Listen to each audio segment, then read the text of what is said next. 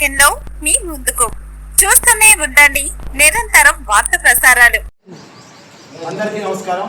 ఈరోజు హైదరాబాద్ వాస్తవ్యులు నకిరికంటి వెంకట లక్ష్మీ నరసింహారావు హైకోర్టు న్యాయవాది వారి సతీమణి నకిరికంటి కాంతామణి గారి జన్మదిన సందర్భంగా పందిరి ఫౌండేషన్ ఆధ్వర్యంలో ఈరోజు కోదాడలోని శనగల రాధాకృష్ణ మానసిక వికలాంగుల కేంద్రంలో అల్పాహార పంపిణీ అదేవిధంగా అరటి పండ్లు ఏర్పాటు చేయడం జరిగింది.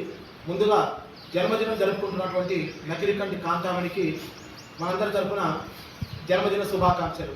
Happy birthday to you.